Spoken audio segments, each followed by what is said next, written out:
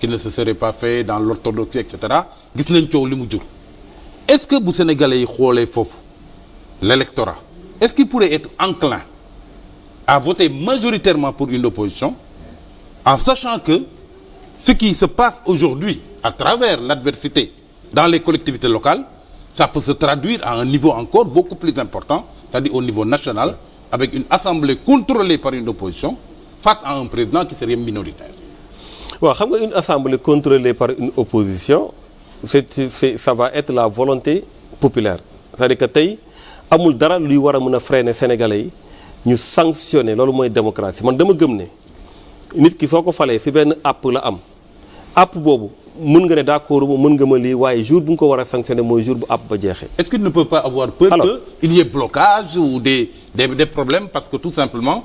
ils n'ont pas donné peut-être au président de la République une majorité pour lui permettre peut-être de gouverner aisément. Non, xam nga c'est l'argument que développe d'ailleurs la majorité. waaw loolu justement loolu argument wu majorité bi la mais loolu peur amu si parce que xam nga tey li am solo mooy changement yi am biir assemblée le président de la République a la possibilité de s'adapter su boobaa parce que dañuy wax cohabitation dañuy imposer cohabitation moom ku la ko wax xamul luy cohabitation kenn mënu ko imposer parce que cohabitation c'est une situation de fait bi nga xamante ne président rek moo ko mën a créer ce n'est pas une situation de droit président moo ko war a moo ko mën a créer xam nga li tax parce que suñu constitution dañ ko tëgg xam nga dañoo wax mimétisme juridique maanaam dañoo recopier un peu ci tubaab bi mais ñun côté boobu dafa am benn jaxase buñ ci xaw a def boo xamante ne dañoo protéger président ba nga xam ne président soo motul lu koy mën a yëngal du yomb président de la République moom mooy nommer un premier ministre mais premier ministre contrairement ak France par exemple du moom mooy déterminer la politique de la nation c'est le président de la République moom mooy déterminer la politique de la nation. Tout à fait. tey soo demoon assemblée nationale ñu yóbbu fa premier ministre boo xamante ne nekkul ci majorité bi par exemple. ñu président fal keneen ko xam ne bëgguñu ko suñu defee motion de censure gouvernement bi mooy daanu mais président bi du daanu te président mooy continuer falaat moom mooy déterminer encore la politique donc foofu ay réglage mooy am c'est-à-dire président bi mun na opter ne damay def cohabitation maanaam nan laa ko mën a tuddee am ngeen majorité maanaam sénégalais yi bàyyi nañ leen xel am ngeen programme boo leen indi kaa la ñu waxtaan damay jël kenn ci yéen mu nekk premier ministre ñu xool seen programme ak sama programme nan lañ koy defee ba mu rafet jekk mu am premier ministre ma nekk président de la République ñu doon 2024 mais président loolu option laay wax waaw option la loolu mën a doon option beneen option bi mooy mu am blocage maanaam ñu am majorité boo xamante ne dafay naan parce que ñu bëri dañuy naan président de la République su boobaa majorité bi su boobaa mën na voter ay loi extra mais majorité mën na voter loi mais majorité mënul exécuter loi parce que loi le pouvoir exécutif moo koy exécuter moom moo koy promulguer président de la République pouvoir exécutif moo koy exécuter donc il faut que mu am jonction boo xamante ne waxtaan lay doon su blocage amee foofu y a les pouvoirs exceptionnels du président bu war a mën a tax mu évoquer ko nga xamante ne si boppam moom dina mën di interview su boobaa bien entendu crise la ñu am mais li ma bëgg a wax si loolu la ñu ragal non xaaral ma ñëw loolu la ñu ragal c'est compliqué xaaral ma ñëw boo jeexalee voilà parce que am na ñaari exemple waaw mais jarul ragal parce que su boobaa président de la République day obligé adapté wu parce que loolu lan lay tekki man dama koy jël dans un sens positif parce que su dee dafa am koo xam dafa am plein pouvoir mooy bu mi ba sax mu ngi bëgg majorité pour après mu mën a ñeme projet troisième mandat bi su dee ñi war nañ ko ne non majorité beneen moo am su boobaa moom dina xam nan lay encadrer majorité boobu ak moom ba 2024 mu jeexal dem yoonam. war a accepter. voilà su boobaa il sera obligé de faire des combinaisons. de façon yu war a mën a tax ñu ànd. mais le problème mooy le président qui a été incapable de s'adapter avec une mairie de Dakar, mairie de la capitale contrôlée par l'opposition, est-ce qu'il le pourrait avec une assemblée surtout que Momar majoritairement surtout que Momar pour compléter non mais c'est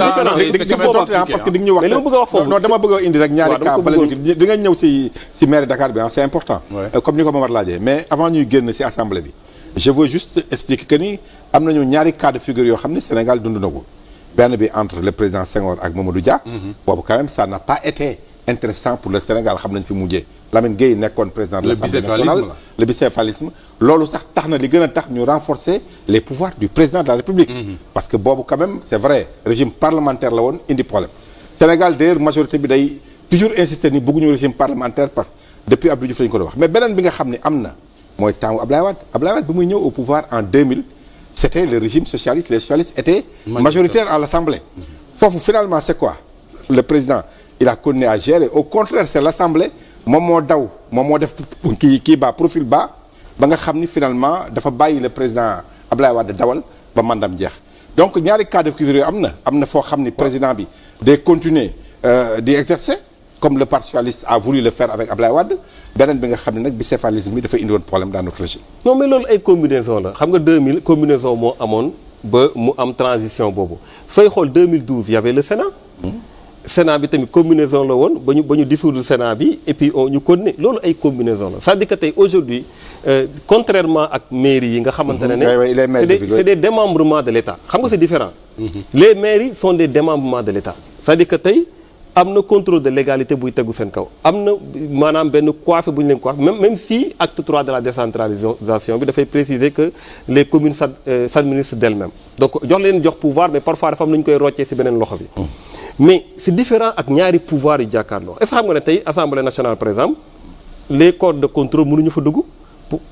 IGE et cetera mënuñu fa dugg Cour des comptes mënuñu fa dugg parce que c'est le principe de la séparation des pouvoirs donc ñaari pouvoir la ñaari pouvoir yooyu nag su amee forcément su dee majorité am na fële le président de la République dafa war a trouver combinaison pour que ñu intégrer majorité boobu ba nga xamante ne dinañu mën a liggéey ba 2024 mais xam nga su boobaa président de la République du am possibilité naan day taxaw kii parce que xam na ne perdre na majorité du dem di taxaw naan day dem troisième mandat day perdre majorité donc bu nit ñi ragal loolu bu ñu leen wax loo xamante ne day tax ñuy ragal suba waaye nag nañ votel Aar Sénégal suñ bëggee loolu non xaaral ma ñëw non on revient à la campagne non non xam nga li tax ma wax loolu non parce que jàpp nañ ne li am ci local yi passé waaw mën na am aussi parce que élection y a l'avant-élection et l'après-élection après élection locales yi gis ngeen maire yi di défiler palais après élection législative noonu la député yi di défiler palais oui y a un problème de casting attention ñun bañ nekkee mën nañoo fal opposition mën nañu fal ay député mën nañu am majorité fekki Benno après mën nañoo am majorité ba mat président génn fonds politique am teg di woo député benn par benn attention il faut un casting moo tax ñun dañ def casting ñun kenn mënuñoo koro. xam naa ne yow moom bu la déggee du la ko bal. non waxuma yeewi c'est la